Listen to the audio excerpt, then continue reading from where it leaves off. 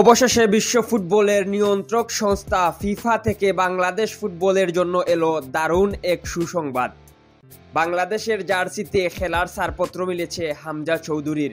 English premier লিগের দল Leicester সিটিতে খেলা এই মিডফিল্ডারের বাংলাদেশ জাতীয় দলে খেলতে আর কোনো বাধা নেই। বৃহস্পতিবার 19 ডিসেম্বর নিজের ইনস্টাগ্রামে ছোট্ট ভিডিও বার্তায় এই সুসংবাদটি দিয়েছেন হামজা নিজেই।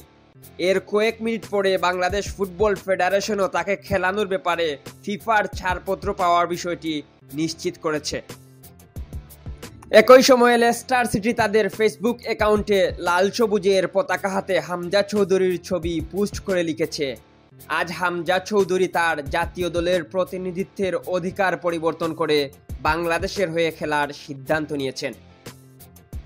বাংলাদেশি বংশোদ্ভূত যুক্তরাজ্য প্রবাসী হামজা অনেকদিন ধরেই চাইছিলেন বাংলাদেশের হয়ে খেলতে।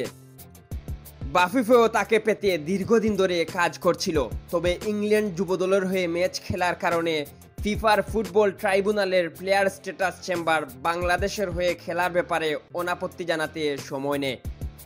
অবশেষে player status chamber English premier লিগের দল লেস্টার সিটির এই হোল্ডিং মিডফিল্ডারকে বাংলাদেশের হয়ে খেলার অনুমতি দেয়। এর আগে গত জুনে বাংলাদেশের পাসপোর্টের আবেদন করেছিলেন হামজা। আগস্টে সেই পাসপোর্ট হাতেও পান। এর পরপরই ইংলিশ ফুটবল অ্যাসোসিয়েশনের ছাড়পত্র মেলে তার। উল্লেখ্য, ইংলিশ প্রিমিয়ার লিগে লেস্টার সিটির হয়ে খেলেন হামজা। বাংলাদেশি পরিবার ও নিজের ইচ্ছায় বাংলাদেশ জাতীয় দলের হয়ে খেলতে চান তিনি। অবশেষে সেই আশাও পূরণ হতে চলেছে হামজার। দেখার বিষয় কবে কখন কোথায় বাংলাদেশের হয়ে অভিষেক হয় তার। এম কে তুহিন, আধুনিক স্পোর্টস।